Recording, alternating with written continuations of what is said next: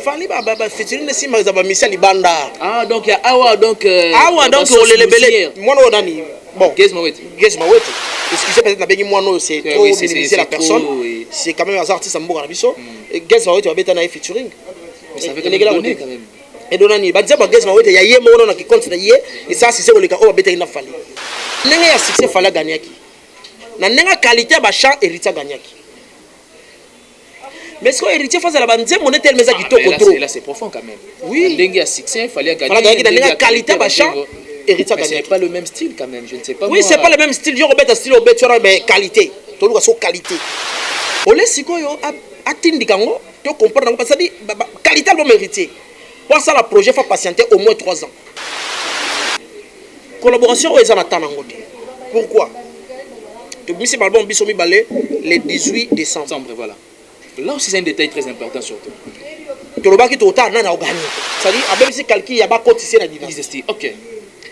Ngai comme nanga Achille Butungu, naza ko travailler na Unishow au ezali na secteur ya finance.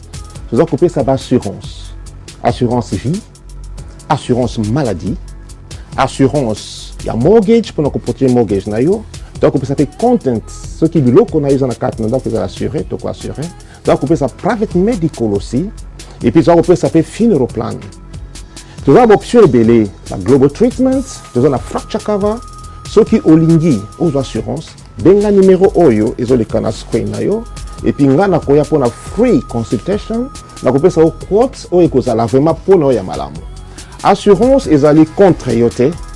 Assurance est là que vous pour et protéger et assister yo et vous en a problème songolo. We never know. We can't predict our tomorrow. Lobi to kansa lobi te go zandenge nini. Mais ngana ye pour na préparer yo pour osa protéger et puis na produit eza malamu et ko avantager na yo puis na libota na yo. Merci. Benga numéro Oyokobo Santé, c'est votre frère Achille Butungu. Merci.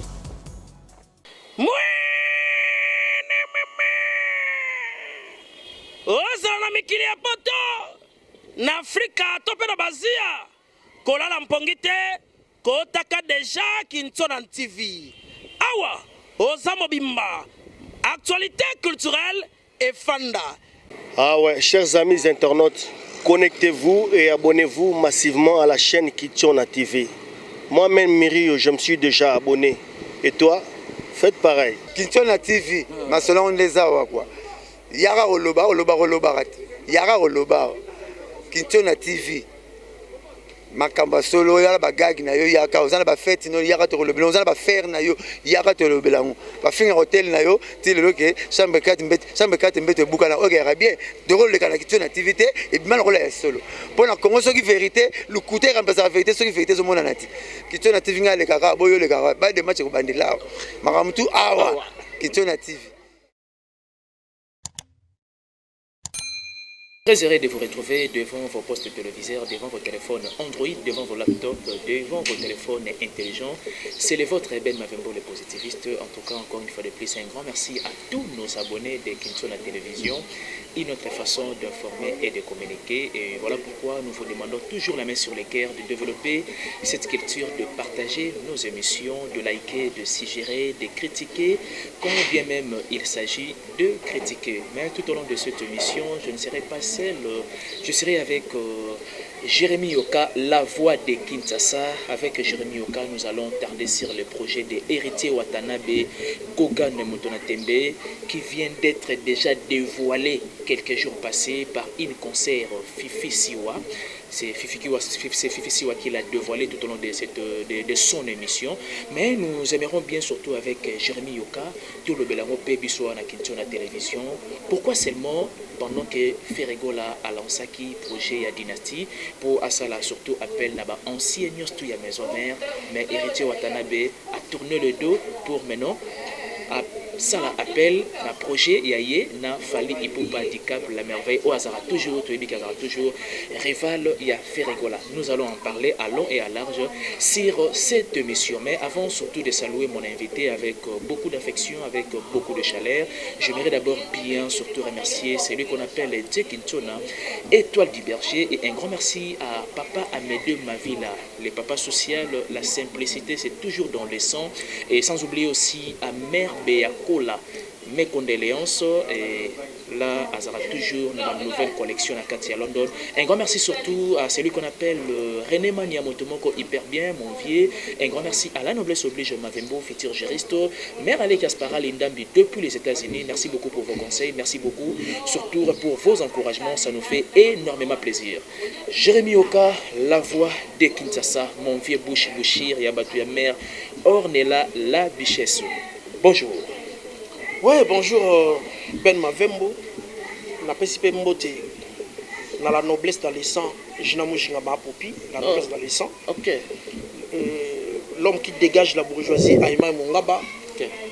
Et puis 4 fois la chanceuse, Mère Quadra, Marie Kapinga, la lumière du Grand Katanga, Bijou Lumière Koupa et Serge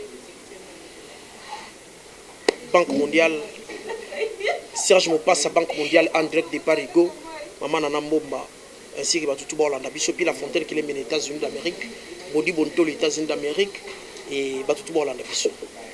Obi que hier le anniversaire, il n'y a pas parlé par Kofi Olomide. Quadra Koraman. En tout cas, vraiment, joyeux anniversaire Quadra Koraman, l'artiste musicien. La vérité, surtout, il y a Afrique musicale. Et voilà. On a vu pourquoi pas il y a continent africain. La légende de la musique congolaise. Oui, oui. Artiste Obetara chaque jour sans que Obetaï. Nabi que avant-hier sur le moment trop pour le moment. Oui, oui, dans le baquet.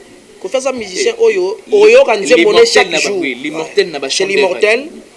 Oyo organiser monnaie chaque jour sans que Obetango. OK. Yo betite mais na taxi Oyo qui. Tiens, voilà. So quand na taxi na bar. So na bar te na téléphone à voisin. Tout glissé au moment qui c'est quoi surtout ces secrets là de Kofi Olomide c'est ça secret à travail, il y a performance, il y a amour, il y a travail. Voilà.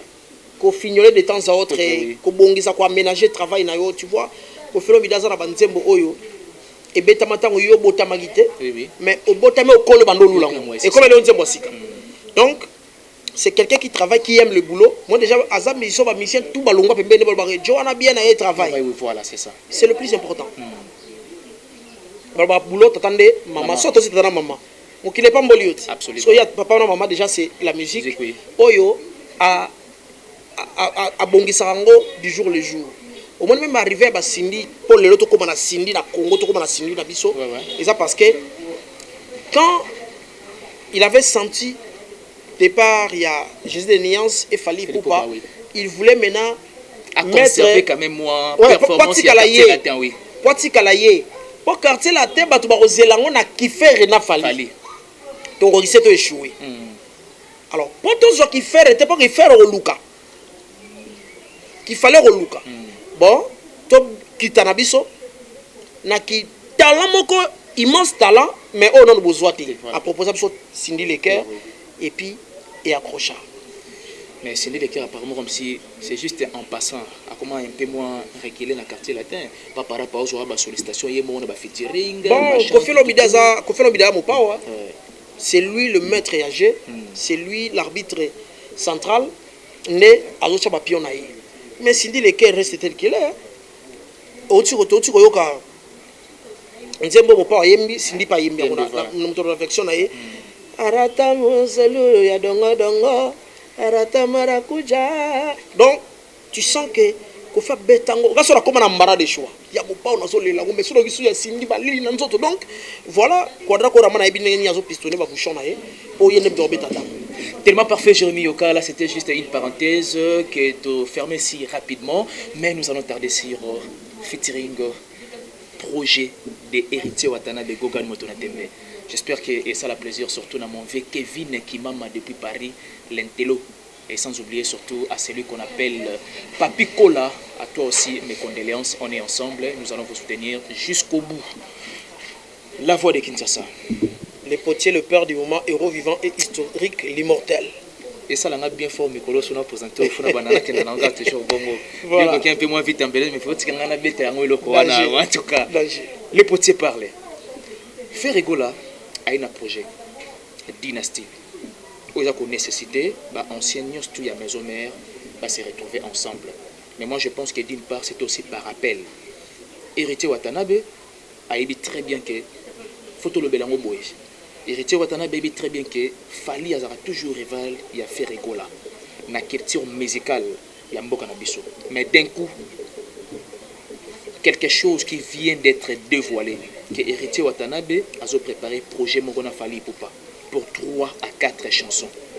Lecture no Rosala Nini par rapport il y a initiative wana, il y a conception wana. Ouais, d'abord en termes de conception, les secrétaire Héritier Lobagiso Yora yete ya Osalati.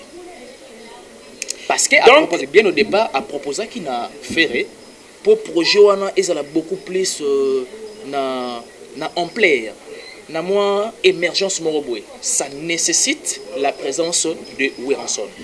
Non, je pense que ampleur il y a projet à faire. Et ça n'a pas ça, il y a Werate pour ça en ampleur. Likanisi ezali moli mo centre côté na monte quitter lio. OK. Ba inspiré na Nzambe. Ngana ba ke héritier pour nga il fallait zela. Après aye pa ya osa ngona bandeko tout y compris Weranson. OK. Mais attention. Quand héritier parle de Wera na maison mère, voilà ça maison mère ya bango, maison mère ya ba faire. Sozo senga Wera zala o senga Père Adolphe Dominguez. O senga pe Didier Masela. OK. Wera voulait jouer avec, plutôt Ferre voulait jouer avec ses amis. Bah oh il y a un chef na bango parce que Ferre a chef ya Adolphe Dominguez, a chef ya Weranson. Mais il voulait jouer avec Bami na oh il y a un chef na bango. Oui.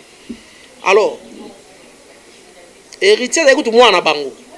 Oh bah yambaki na suka et tout. Donc je pense que bon asa mutu a calculé balwaka mutu ono bakati yangote eza na sport ya kolata ekoti. OK. Donc il check calculatrice na mesa. Mais le fait que le projet bien fallu, pensez-vous que c'était faire facile que était à Luka récupérer na dynastie? Je pense déjà que à BBC projet ya yeko, c'est-à-dire à BBC calcul ya ba cotiser na dynastie. OK. Et puis écrire les polémiques. Ça va susciter beaucoup de polémiques. Justement c'est ça. Bon héritier a polémique. Alinga polémique. Peut-être alinga ne benjure ti. Mais alinga polémique ou exemple loin. Si ko na kata calcul otala ke faire abeti na ba bill kinto ba bindo me ba selo scram ba jilete muloko ba memela la bango tout. Héritier falaya. Ya poni ko kende ko selo na fali. Mais moi j'ai une question, une sous-question bien spécifique surtout à ces projets. Est-ce que ces projets, ils ont forcément qu'on nécessité ancien à maison mère sans appel ou soit faut y avoir volontairement? Là aussi, parfois, ça dépend. Mais attends, tant que tu as bien que ancien tout, on travaille dans ancien tout à maison mère. Bah Robert monte pour voir le téléphone là, parce que les bazar ils sont héritiers na ba numéro ba tout, to bill dans la numéro ba tout. Ils ont le numéro 3 master mais monsieur le numéro na yo est tombé dans ngote. OK. Simplement, humblement, on peut bien. Vous comprenez? Et je sais que, comme Boalotin m'avait dit, il y a une dernière minute. À Bengaki, je suis des nuances. Et puis, Yaka. Donc, où est le problème? Faire héritier Watanabe, moi je pense que Alingui a créé rivalité entre les anciens, il y a maison mère, et puis na fali. Donc, bon, nous les pays on va quelle l'étape sous maquiller le mot ça manakati voilà. Mais tu peux choisir la moindre personne. Oui, c'est vrai, Fali n'est pas une personne moindre. Oui. Mais je pense que c'est pas le mot pourquoi. Héritier a fallu déjà Bakenda Tembe. Oh déjà que yo Tembe, il y a aussi que Tembe na moto na Tembe. Voilà, moto na Tembe et puis Tembe. Maintenant, on a ça polémique, on a pas polémique, c'est vrai. Musique elle a polémique, mais il n'y a pas collaboration. Il n'y a pas collaboration. Mais pour moi, collaboration est à pourquoi? Monsieur Balbon Bissomi Balé le 18 décembre. Voilà. Là aussi c'est un détail très important surtout. Tolobaki Tota n'a gagné. Mais est-ce que selon yo nous sommes lango et ampleur na disque de marché Kendanden. Bien que ce n'est pas le même style que fallait oui, mais c'est le même style mais ça nous la musique toi là. Na nenga ya succès fallait gagner qui. Na nenga qualité ba chant héritier gagner qui. mais ce que héritier face à la bande on était mais là c'est profond quand même. Oui. Dengue à succès, il fallait gagner. Fallait gagner la qualité machin. Héritier mais c'est pas le même style quand même, je ne sais pas. Oui, c'est pas le même style. Je rebête style au bête mais qualité. Tout le monde qualité. C'est le plan thématique, orchestration. Tu as eu le temps de suivre quand même l'intégralité de ton considéré. Ça dit nous les benakop nanga. Tu comprends? Nga yo kande nduli. Mais de 8e merveille de bons textes. Oui, il y a des amour, de bons textes. Oui, azala ba texte ya bien. Abeti musique kitoko. To le bité que ça qui m'a payé. Mais par rapport au héritier né à Pilaki. Mais si on problème ça qui nini. Na romona boba na fallait gagner. Parce que héritier faut tika temps. C'est-à-dire moi je voulais juste te compléter quelque chose. Parce que vous voyez déjà que la réalité fallait être toujours au-dessus de l'héritier. Et voilà pourquoi il faut que les gars n'aient pas bongo. Non. Palobaka. Tant. Et ça maître, il y a ma réponse. Ok. Ça dit, héritier pouvait se révéler le meilleur. Plus tard. Dans le sens de au bête, tu vas dire nzembo misali la promotion yango moko sabati ndikango. OK. Yo sala promotion na yo muke nzembo moko ya mbejo balé avec le temps on a que batako ko ya boma ezaki danger. Chef d'œuvre et ganga plus tard. Papa nanga lelo feeling to koma ko nzembo lokola umba. Tant na batan. Babeta moi si je me trompe pas dans 97. To bete pe le solo à Alia. Tout cela Alia babeta moi si je me trompe pas 2007 2006. Oui. To bete pe le solo ba 12e dame. Ba 12e dame. To bete ki coucou. To bete ki Washington. Na Gino. Ba Gino to bete ki aspirine. Voilà. Tu peux imaginer aspirine beta na neni. Phaser. Na ba 1990. Ba de bele ba botamité. OK. Mais maintenant, nenga ni ti le feeling na ngo ezalaka. Obi yana nzembo ko soke fête ya mariage. Nzembo na se betite se za mariage. Nzembo nini wana seso. Bolingo ya dudu eleki sentiment. Notabo. So betite se za fête ya mariage. Obi nzembo lokola oh mama. Et puis bata on toujours au moment que bato bolia. Basekinga mingi na bato. C'est-à-dire quoi? Ce sont des chansons oyo. C'est-à-dire non, des chansons immortelles. C'est des chansons immortelles. C'est-à-dire tellement c'est là on a qualité à quel d'ailleurs. Ça soit voyager, ça soit me couper les bobunda na bongo. Ozo soir na nzembo. So héritier sali banzembo a bongo. Ole sikoyo atindika ngo to comprendre parce que qualité album héritier. Pour ça le projet faut patienter au moins 3 ans. OK. Au moins 3 ans. Pourquoi vous estimez les gars fait 3 ans alors qu'il peut aussi aller au-delà même de 3 ans? Oui, il peut y aller. Dans le bien. Aujourd'hui, ça fait 11 ans que j'ai même perdu cet album. Mais c'est de trop. Hein? Non, les JB. Le cas de les JB. Vous avez commencé à chercher ça y est. Vous comprenez? Oui. Ça fait 11 ans sans album. Depuis ce dernier album. Après, je crois, après 9 ans, à m'excepter sur le mot, tout à catalote, na mobali ya bato. Correction. EKI. Correction. Vous comprenez? Donc, artiste. So, il faut avoir un chef d'œuvre. Héritier à sali banzembo za ba chef d'œuvre. So assez la promotion pour nanga. Featuring na ina fali et ko étouffer ba œuvre na yemoko. Et ko étouffer mi ange mi démon. Et ko étouffer mi ange mi démon parce que ba to boss na mi ange mi démon. Ba comment le fali na héritier. Eh ben c'est focaliser sur featuring na bino. Oh na nanga ya featuring pe fali na fula mututi. Ah, mais ça se parle un peu trop, hein? Oui, espérons que peut-être même avec héritier, mais il fallait marquer différence. En full héritier, héritier de Wata. Parce que on a une collaboration. Fallait à ça la collaboration dans Mutumo qui est danger. Un grand chanteur comme Michel Amputu. Bah il m'a fallu. On ne sait pas quoi côté. Dans les oubliettes. On n'a pas oublié. Et pourtant chef d'œuvre.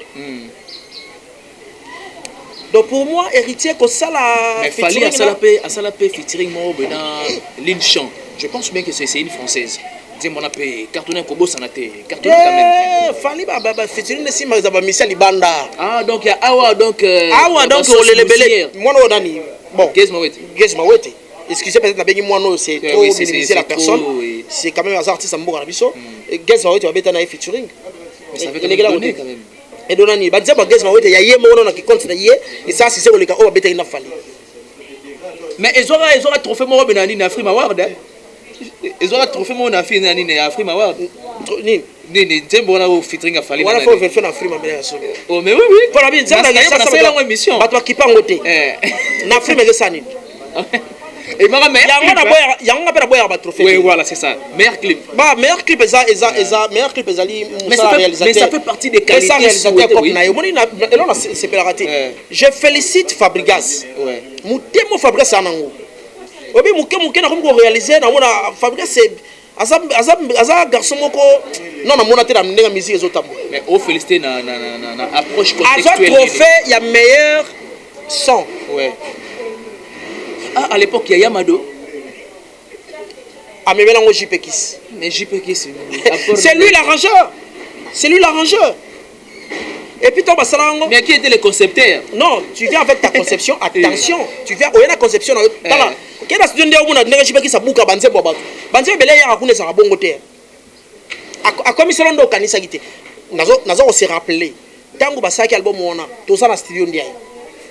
Fabregas a neko mona motema moto yaya anomona yango na succès je pense que c'est papa tika bon banze bono moni boro bibi sa liboso sala lango clip mamwe tala obondo sa boy o salami ka na nzembo yaya maloba jipe ki saloba na ye na présence nanga absolument et bien étant succès mondial succès mondial et puis ça ba chef d'œuvre Fabregas a tika mutu na ye na mutu mo kilombo yebi que Fabregas c'est Yamado vous comprenez oui azwe lango trophée a Lucas de Bangangate, à quitter l'aéroport, à Suikar Malaboti, na studio ndia JP. Zoya yo yangate, et ça meilleur son. Gratitude n'a rien. On se comprend. À Zoa disque d'or. Fabregas. Au côté là, Fabregas au côté disque d'or. Et ça la studio ndia. Il reconnaît au moins, ben fort bateau là baso sala. On se comprend. Donc Babylon on se dit que bossu meilleur clip. Lucas réalisateur. Mais ça y est. Il y a yoté. Yo meilleur clip yo filmé. Au sala balance. Mais l'honneur est partagé. L'honneur est partagé oui mais quand on parle de clips ça yo souté. Et comme il réalisateur, bien réalisateur, bah comment on appelle la réalisation Jérémy Makiese. Réalisation parfois qui était ben en tout cas une belle émission hein. C'est-à-dire même na réalisation impeccable na comme ça ba félicitations na bien JM oh ils apparent voilà na parle nga belle émission ce qu'on appelle l'honnêteté intellectuelle voilà yayo voilà qu'on profiter la félicitation ya moninga te donc ce que soit qui meilleur clip tout le monde vous réaliser un clip à tomber télé mabo oui moi je pensais que meilleure chanson vous comprenez ou bien tu fais pas meilleur chanteur. Donc, Nanenga Fote, Wata, c'est pas le moment pour moi. Donc, Ngala Liga s'est concentré 3 ans au boye, na disque là hier. Et puis, ça n'a pas comme conseiller Banzemore comme il doit. Dans un aspect mobile, la voix de Kinshasa. Mais parfois, ça arrive. Fali, Ferré, pour ne citer que c'est des artistes. La voix qui va disque na bango. Mais, bah, après, un projet Moroboye. En featuring, bah ça on peut sans problème. C'est-à-dire d'une part si je comprends bien de ton côté, ou attends comme peut-être un sur un niveau on a été notre disque n'a marché, même pas un an, à quoi pour bien Moutou, bah collaborer sur projet. On se collaborer dans nani, ne faut pas. Mais on collaborer dans l'un quand même, mais c'est une grande star. Mais alors. Et quoi tout fait sur ma solo non tout fait on a ma solo non il y a mis HB des mots et tout fango parce que on a fallu qu'est-ce que ça va donner avec héritier Watanabe. Oh ba boyana ba wangana depuis maison mère quartier la terre ti ba sale ba kese na bango. Déjà toi fallait ça le logo héritier na boya bango ba leader na l'équipe bango. Est-ce que tu peux me rassurer que Eloko et Wata Sali n'est-ce pas que ça peut donner quelque chose de pas trop bien entre une affaire? Mais oui. Mais alors que le projet dit nécessaire. C'est-à-dire que même pas une affaire. Même na ba si on est maison mère. Na ba fanatique na bango tout ça dit ba fanatique ba bindo mais ba on sepela nete. Ba fanatique c'est le grand ba on sepela nete ba mona ke yo za mwana biso za legi na biso ton cadre ki yo. Tu es na idéologie to bengani yote. O milongoli pour que bon moi je pense que tout que on ndenge wana te ben je pense que vous avez bongo voilà. Mais c'est la musique collaboration ça va bêter. Seulement moi je vois seulement en termes de temps, c'est pas les moments. C'est pas les moments. Maintenant 2024 2025, c'est bon, oui, pas maintenant. Tout peut en mis ange mis démon, temps il y a promotion. Eza soka na disque. Il y a ba prestation ba concert. Il y a danger, abetela ngo bandule, batu ba banzembo kota batu. Et puis après Agoro s'est lancé na projet. En tout cas, nous profitons aussi de cette belle occasion de vous signaler que Héritier Watanabe a une grande prestation ce samedi 17 juillet dans Lubumbashi. Et ça, dans l'espace, je dis hypnose. Donc, ça déjà en voyage, dans l'orchestre Mobimba.